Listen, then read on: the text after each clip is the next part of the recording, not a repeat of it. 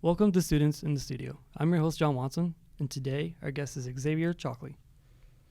Yeah, I'm Xavier Chalkley. Hey, thanks for being here. I keep looking at your camera even though I have my own. Yeah, there's a couple here. Yeah, There's there's a few a bunch, actually. yeah. There is. So to those who are watching and listening, today's episode is going to be a little different because it is our last episode of the semester, of the season. Happy holidays. Yeah. Woo. And we have, instead of a performer, we have a composer. Yeah. Yeah. I play the piano, but Yeah. Right. but I try to not make it my main focus.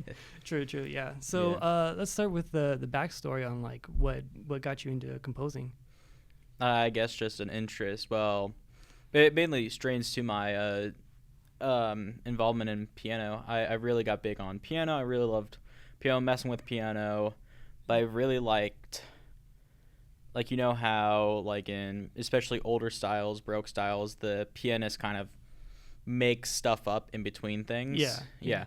I think that's kind of like the jumping off point of me writing stuff and being a composer. I wrote, so I was playing the Tetris theme back when I was, like, I want to say, like, middle school. Okay. Is when it was happening. And I was writing the Tetris theme, and then I made, like, my own, like, little kind of edits of it to make it into, like, a piece that I would probably enjoy. Even though it's way hard, way off, way out of proportion. And I thought, since it's a piece, I should probably make movements and sections on it and stuff like that. And the first ever piece I've ever actually composed, and you won't find this on my website at all, you won't find this like probably anywhere, is this children's piece. Well, actually you'll probably find it if it's like a children's book that I published.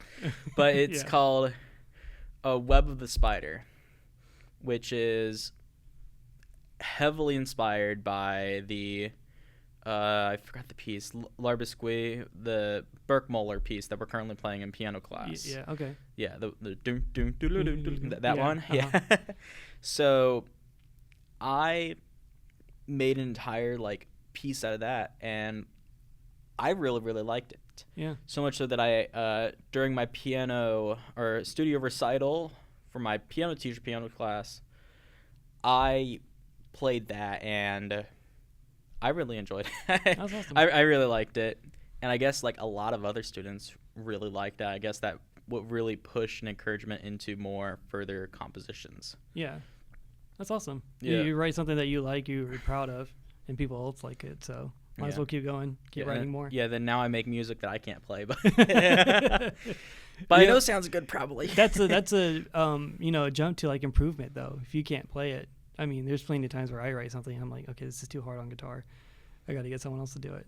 But I mean, that's definitely a great start too. So how long have you been composing? I think ever since that middle school, I've just been composing. Since then? Okay. I realized that piano was not going to get me anywhere, but I knew composing was. Okay. Yeah. Prep cover, because I it felt easy to me. Yeah. Yeah. I guess if you like, you understand the music and like where it can go. Yeah. And then playing it is hard. I mean, we do have piano class together. I mean, is there any other instruments that you can play other than piano? I used to play the euphonium okay. for Carmel High School, and especially their Carmel High School marching band. I think my freshman year, I did we did Grand Nationals, and we got first in Grand Nationals. Nice. For BOA, and it was really nice. But like everybody there was like the best of the best, and like it felt out of place for me. Like you know how like in regular orchestra, I'm assuming you have been like an orchestra or band before, there's like saxophone 1, 2, and 3, and then like the people that are usually on third are usually like not the greatest, but they're still a little bit good. But I was always on like baritone 3. Sometimes I got on baritone 2, but I always got baritone 3. I always got like on the lower end of baritone. Okay. But that's only because like the people at baritone 1 were like I knew a kid, I forgot his name, but he probably recognizes me. He got like a full I don't want to say ride, but full tuition scholarship to one of the Ivy League schools. Oh wow. Like Juilliard or Harvard or something like that. Like way, way up there. Yeah. Like something that I couldn't even comprehend. I probably should have. But yeah. Well, that's amazing. Yeah. So, do you still play at all, or is it just? I don't play the euphonium as much, probably Yeah. because I rented it and right. I don't have one that I own. Yeah. I know here at IU, someone tried to get me into like the brass quintet Okay. since I used to play euphonium, but Yeah. they don't have any extra euphoniums. Right. And yeah, so I know how to play the euphonium to a high school level, a professional high school level. Yeah. But my main instrument is piano. Okay. Right. Yeah. So, I'm guessing your major is in composition. Yes, my main major is in composition. I'm studying directly under Dr. Jorge Muniz. He is a phenomenal composer. Yeah. Like the school's great and all, but like I mainly came for him. He won major national awards in Spain. He's really, really good at teaching. Yeah. And yeah, I just mainly came to this school for him. Yeah. More he's than awesome. anything. Yeah. Shout out to Dr. Muniz. Yeah. Pretty Shout rad out to dude. Dr. Yeah, Muniz. Yeah. Yeah, for sure. So, you're a transfer student. Did you study from somewhere else? Where was that at? Yeah. So to answer that question, I have to go back into when I was first applying to colleges. Now, shockingly, I applied to only 3 colleges. Yeah. I applied to this one Christian school that was just easy to get over to because like I had to do high school like senior stuff where it's like, oh, apply to a school or whatever and stuff like that. So yeah, that's what I did, got in, but like it wasn't like super exciting. Anybody that applied could get in. Yeah. Okay. Yeah. And I applied to what was it? I applied to 2 other colleges, mainly for their professors. Was this school actually in South Bend for Dr. Jorge Muniz, Mm-hmm. and then all the way down at Lynn University with Dr. McKinley, Okay. who is also a phenomenal teacher. Not famous for his compositions, but very famous for what he does. He got 2 PhDs. They don't even teach these in PhDs anymore, Mm-hmm. but he got 2 at Harvard. I want to say it's music theory and music history, Okay. or something like that. Yeah. But I don't want to like Yeah. Say something. say something wrong. Right. Yeah. For sure. But yeah, I know for a fact he has 2 PhDs from Harvard back when they were considered PhDs. Like he had to write like a whole page paper and stuff like that. Well, not full page, but like full. Yeah. Big paper. Yeah. And he was very big, but it was all the way down in Florida, and actually a nice part, Boca Raton, Florida. Okay. So the school's nice, but only the music department. Oh, okay. So a couple of my family came to my pieces performed, but it was like one arm and a leg to get over here. Yeah, I can imagine. Yeah. Found out Spirit is a lot more bearable Yeah. than people say. But it's also, not only that, but it's also a very expensive school as well. This tuition is $40,000 per semester. Wow. So like really, really expensive Yeah. stuff. Yeah. I got in, and then everybody that gets into the music department gets a full tuition scholarship in order to like save their butts and stuff. And like Yeah. they're kind of like the only people there that get those scholarships, other than the aviation students. I mean, in Boca Raton and any rich place, like Yeah. everybody's wanting a private jet Yeah. flyer. Yeah. Yeah. And so a lot of the people I met there were like extremely like filthy rich. Yeah. Filthy rich. Like I remember my roommate, I'm not going to say his name, but my roommate wanted to be a underwater photographer for his major. And Okay. he came here for all places. And like he was so rich that every other weekend he would go to Universal. The reason why he chose Universal was because he thought Disney was boring. Okay. All right. Yeah, like stuff like that. Okay. High opinions. I got that. All right. Yeah. Okay. But there's a couple reasons why I kind of stepped away from there. First off, extremely expensive. Yeah. So like I didn't really fit too well in the environment because a lot of people were a lot richer and I was considered like the super duper poor kid.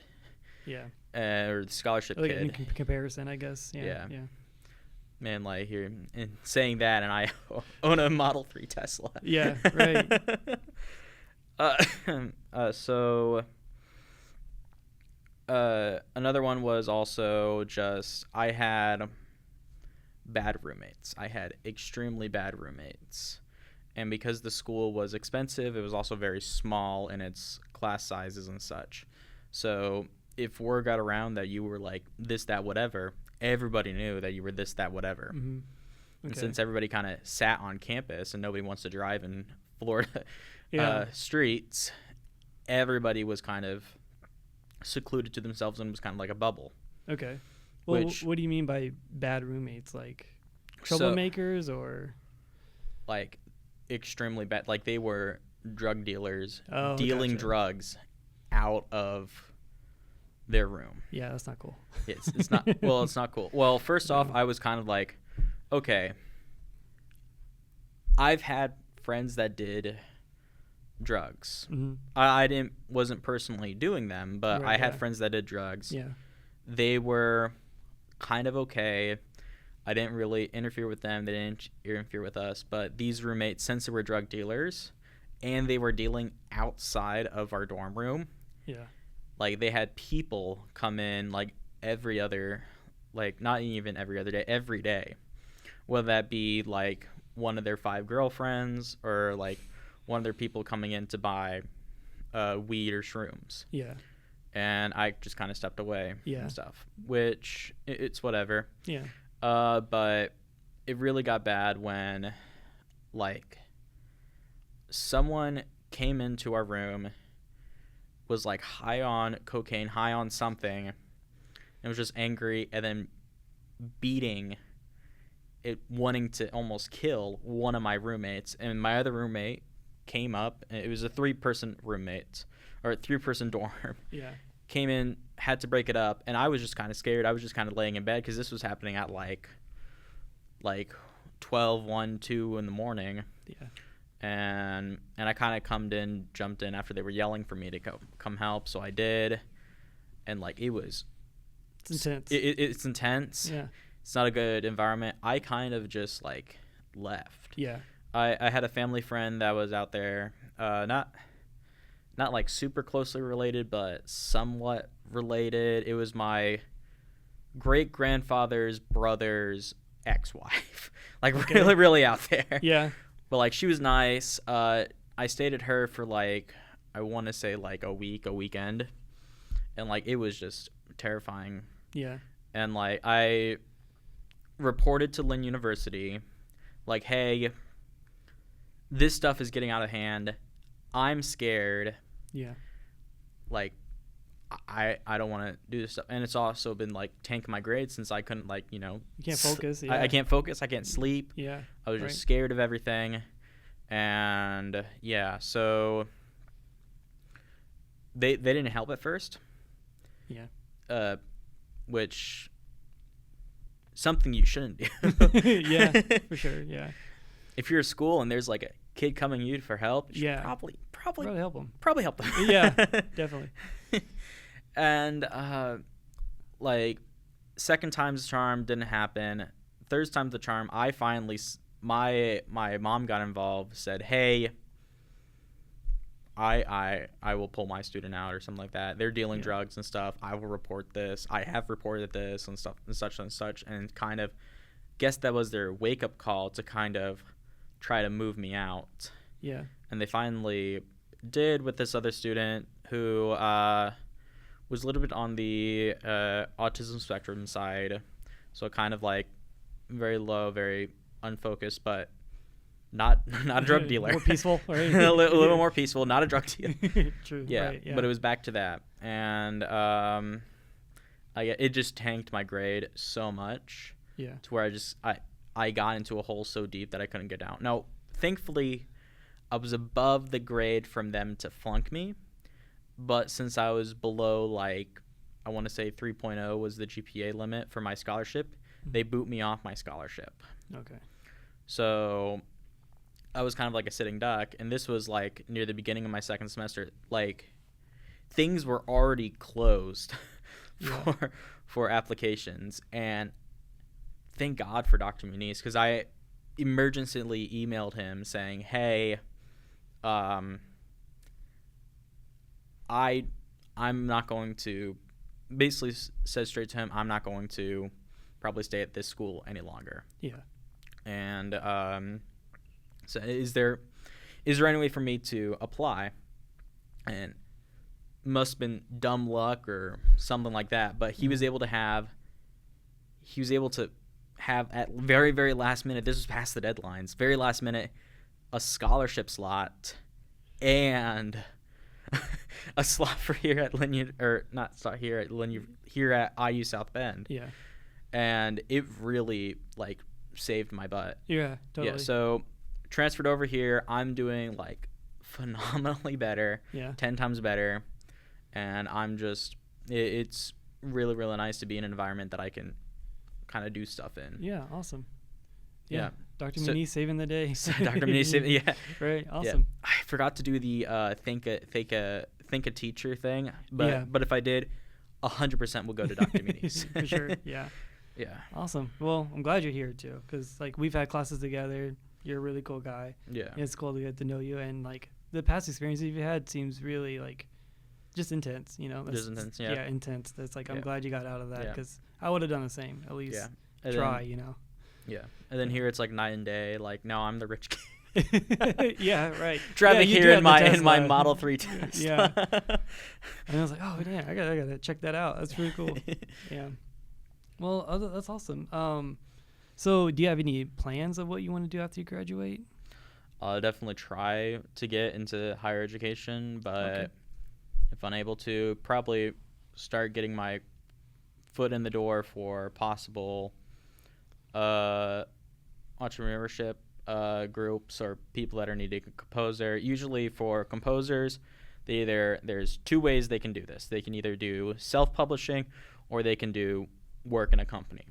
Okay. It's a lot easier for your job when you're working in a company than you are self-publishing. Well, opposite. It's a lot more easier for you to do self-publishing than company work, but self-publishing, you have to get lucky. You have to get like established brand for yourself to do that. Yeah. Okay. So John Williams is a self-publisher, but like he's like really, really good. Yeah. And has really close network friends with Hollywood. He definitely had strong connections with Steven Spielberg's as well. That's what kind of got him off into doing stuff. Yeah. Was him having friends. And as a composer, having a network is strongly needed for any, not even success, just living as a composer. Okay. Right. Yeah, that makes sense. Like, gotta have those connections. Yeah, gotta have the connections, gotta have the things. Awesome. And I hopefully want to do composing as my job after college. Yeah. But if I'm able to, grim reality, I'm probably just going to have to either work at Kroger until I get like, or maybe work at like an IT place or something. Yeah. Like it's a starving market. Yeah, for sure. Yeah. Especially just in the whole world of being a musician. It's like, yeah, you're going to have to do something temporarily, hopefully, you know, but you gotta survive somehow. For sure. Yeah. So let's actually go back to the piece that you just composed. For one thing, I want to ask, how do you say the title of your piece? Horloge? Horloge? Is that it? It's Latin for clock. Okay, great. Yeah. I try to be fancy. Yeah, okay. Awesome. Yeah. Cool. Its old title used to be called Immortality, which is the name of its first movement. Oh, okay. So gotcha. you can either use Horloge or Immortality. It's the same piece. Okay. Yeah. Gotcha. That's cool. So how did that come together? What was the inspiration for that? So it actually stems back to Lynn University. So at Lynn University, I did. They had a guest composer come up, and they're super big into making Bach pieces. So for the assignment for the composers was to make a Bach-like piece for me to show off to her in a master class. Okay.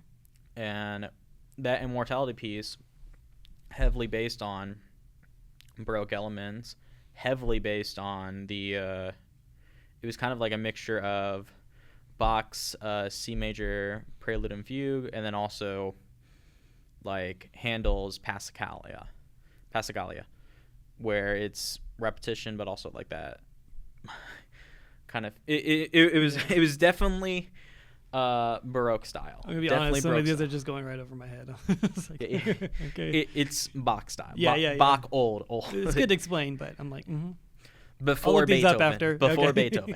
Right, cool. So that's what kind of kickstarted it. A lot of people really, really liked Immortality. Yeah. Like, there's a couple people that hate modern music. Well, not necessarily hate, but strongly like dislike it per se. Yeah. The other composers I did were a little bit more modern than mine, but a couple people said like, why'd you make this music sound good and stuff like that. And a lot of people actually cried at that like moment in the piece where like the boy dies. Yeah. So it was really, really impactful. Really loved my player there. That was no, I can't forget. There's so many names and I keep forgetting. But yeah, it's all good. Yeah, it really, really phenomenal player. But yeah, it really, really captured that. And then after that, in the next year, I decided to try to like fill it up. I made this extremely like extreme minimalism, extremely like like in the Fifth movie where it was like like those. Yeah.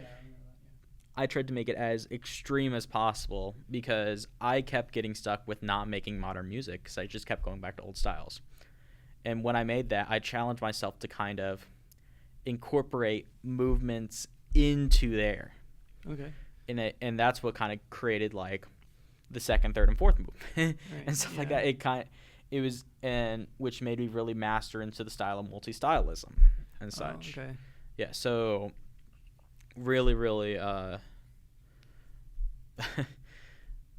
it's really, really, I want to say tried it. Kind of impressive that I was able to do it. I mean, yeah, you can tell the different styles you use throughout the pieces too, like throughout the movements. So So it was definitely trying to do that, and then it got performed and played at a art museum down in Boca Raton, and that was kind of like the last section of that I could do. So then I transferred over here, and then I came with Dr. Muniz. I invented that very last movement about him playing over the piano. Yeah. Trying to make it as extreme as possible. More, if I could make it more extreme, I did. Yeah. So I did. I also touched up, fixed up every single little error I had to kind of make it more finalized. Went with Dr. Muniz, created really, really good program notes to try to convey my story. And then mainly I was just doing it just to get my foot in the door because I'm not a new student. I'm a transfer student. Yeah. So I have to kind of like start incorporating myself into the network of like students here. And that's how I met Dylan. Dylan, phenomenal pianist. I love him. He's great. And glad he was able to perform my piece. So now that I performed that, I was able to show kind of like my skill as a composer, but also get my foot in the door with Professor Badritz, Dylan, Dr. Olivier, Eunice's friends, and stuff like that, just to kind of push my way into there. Yeah. And it was kind of abrupt, kind of like that whole piece. Yeah. And a majority of it not being composed here. I think what I did was kind of impressive job and connection to IU. Yeah, I definitely agree with that for sure. Yeah. Was there any notes from Dylan when he was performing it, like something that he would want to like try to understand better, or? Oh yeah, but that's with every piece. Yeah. Like yeah. the one of the biggest issues was definitely the first movement, because it's so simple in nature. As a pianist, you just keep kind of rush through it. Yeah. We kind of developed kind of like the idea of like immediately slowing back down to every single kind of phrase section of it, Right. which really helped convey the message that was incorporated into the piece. Okay. Yeah. What do you think about playing on top of the show for the cover of the notes? Like, yeah. he was just like, I mean, because the way he did it was still elegant, you know, and the style he did it. Here, I have the. Here, let me pull it up here, and I can show you this, and probably show up on the editing screen. But here. But it's literally like 90% of it is improvisation. Okay. So really, like, majority of that was just him doing stuff. Okay, cool. Except for like certain moments that I wanted to give to him. Let me see if I can find it. Here, ... is the name of it. Here, and you can. Yeah, when I first saw ... I'm like, how are you gonna pronounce that? Yeah. Okay. Yeah. So literally, like, it is do nothing, and then on the rest improvise, and very, very little notes. But every single one of those notes is references to a previous movement. Okay. And then I really wanted the last one to be there because that's based on the beginning of the immortality, the doom doom do do do do that. Awesome. That notion. So it's a whole bunch of Easter eggs and stuff like that. So he had full control over what he wanted to do since he's improvising. Somewhat full control. Yeah, so my piece. Yeah. But yeah, I'm seeing that because I know you told me about that before it happened, before we saw the piece. But like watching that, I was like, I mean, it was a great piece. Dylan is a great pianist too. Sure, I really wanted to get him on here too, to talk to him about it. But he's a busy man, you know. Extremely busy man. Yeah, for sure. Yeah. It's crazy that he's doing like 7 different things. Yeah. Which I would assume he's probably busy right now because like jury's coming up. Yeah. Performance lab is coming up. Right. Convocation is coming up. Yeah. I don't think he's performed his own piece for Convocation. He's because. But I think it's coming up soon. Yeah, right. Yeah, it's coming definitely coming up. He's doing a lot of stuff with jazz, and he's just everywhere. Like, he is just everywhere and killing it too. Like just doing an amazing job at all of it. Yeah, for sure. But everyone, stick around if you're listening. Check it out. We're gonna play the performance at the end, so it's great. You guys are in for a nice surprise. Right. Okay. Cool. So, well, to wrap things up, I'll keep this the last question.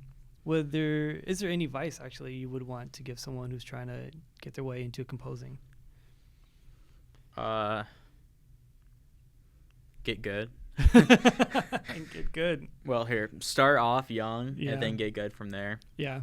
What if you're starting off old? Just keep working on it. Yeah, just keep working on it. Just keep working on it. Yeah. You can never be worse or bad. Yeah, that's true. You'll always be better. Or if you are doing it bad, then it's a new style. Yeah. That's true. I mean, there's so many styles out there anyway too. So it's like so many ways of doing stuff. Yeah. Yeah. I guess also another thing is learn the instrument, kind of the dealios. I'm doing right now an ensemble piece. So I'm trying to learn like how a clarinet works, how a violin works, how a cello works, how percussion instruments work. Yeah. Try to get into that. Start into there. Yeah. I would also highly recommend like something small. Don't go straight into expensive stuff. Yeah. But if you wanted to start straight into expensive stuff, I would recommend MuseScore, since it's free, does kind of all the features, but it gives you introduction into how like music composition software kind of works, of clicking all that stuff. Yeah. But if you want kind of more easygoing and stuff, which is what I use a program called flat.io. It's a mobile app, it's a web application, It's on the iPad, on the phone, on Google Docs, stuff like that. It's treated almost kind of like Google Docs, yeah. Okay. So it's all cloud-based, but really, really simple, really, really easy to put your hands on and kind of start understanding. All right, okay. Even if you're not like a player of a music, it's still really, really good. Yeah, I guess it can give you an idea of like what to do, because if you're just going to put notes on an instrument, not knowing how to play it, it might be a little funky.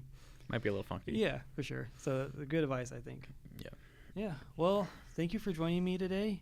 Our last episode of the season. Yeah, this semester, whatever we're gonna call it, I'll figure it out later. Happy holidays. Yeah, and now to end the episode, coming from Joshi Hall here at IUSB, Dylan Bajo performing Immortality / Horolage. The multi-stylism piece, Horolage. Yeah, right. Composed by Xavier Chalkley.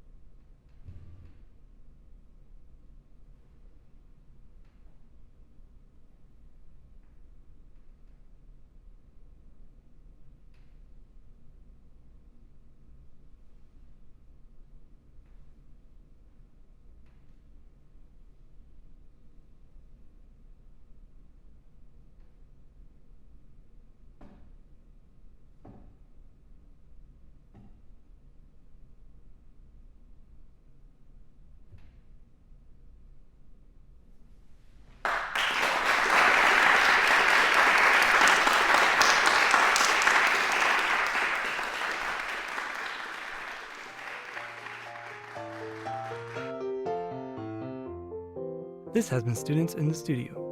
If you'd like to be a guest, please send an email at newanalogstudio@gmail.com or just message me, your classmate, John Watson. Our theme music was written by Dylan Baja. For future performances, check out our info on Facebook or Instagram. Thank you for watching and listening.